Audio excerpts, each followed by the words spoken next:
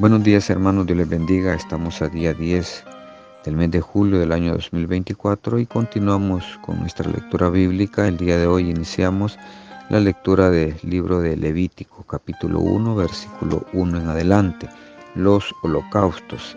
Llamó Jehová a Moisés y habló con él desde el tabernáculo de reunión, diciendo: habla a los hijos de Israel y diles: cuando alguno de entre vosotros ofrece ofrenda a Jehová, de ganado vacuno u ovejuno haréis vuestra ofrenda.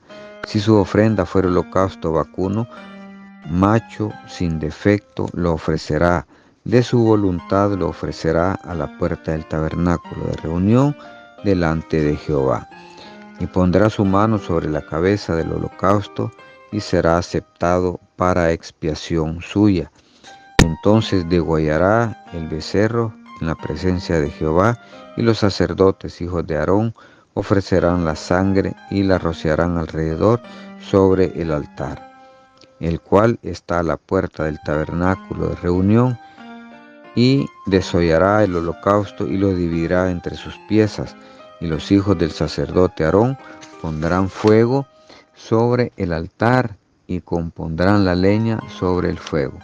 Luego los sacerdotes, hijos de Aarón, acomodarán las piezas, la cabeza y la grosura de los intestinos sobre la leña que está sobre el fuego que habrá encima del altar. Y lavará con agua los intestinos y las piernas, y el sacerdote hará arder todo sobre el altar del holocausto. Es ofrenda encendida de olor grato para Jehová. Si su ofrenda para holocausto fuere del rebaño de las ovejas o de las cabras, macho sin defecto, lo ofrecerá, y lo degollará al lado norte del altar delante de Jehová, y los sacerdotes hijos de Aarón rociarán su sangre sobre el altar alrededor.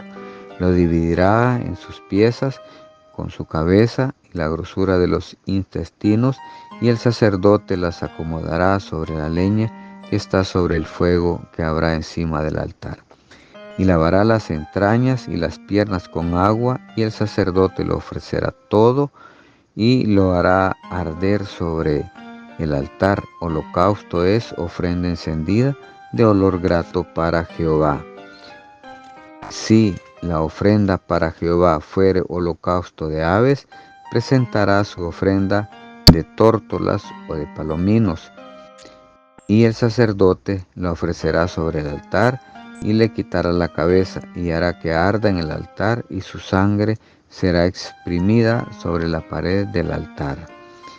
Y le quitará el buche y las plumas, lo cual está junto al altar hacia el oriente, en el lugar de las cenizas, y la bendecirá y la henderá por sus alas, pero no la dividirá en dos, y el sacerdote la hará arder sobre el altar, sobre la leña que está en el fuego. Holocausto es ofrenda encendida de olor grato para Jehová. Hermanos, estamos iniciando el libro de Levítico, que es el que contiene las leyes que Dios da para su pueblo, el pueblo de Israel, y acá está dando los detalles de cómo tiene que ser el holocausto. Si nos recordamos el capítulo anterior, estudiábamos sobre el tabernáculo, y Dios repite los procedimientos y las cosas como habían de ser. No es la excepción de Dios en el caso de promulgar las cosas que Él quiere que se hagan para Él. Y los holocaustos era algo que Él deseaba que siempre hiciera, que se derramara la sangre sobre el altar, así como Él derramó sangre cuando Adán pecó junto con Eva y mató unos tejones para hacerles vestiduras. Entonces, hermanos, aquí están los detalles de cómo se hace el holocausto para Dios. Y hay una palabra clave: tiene que ser de olor grato para Dios.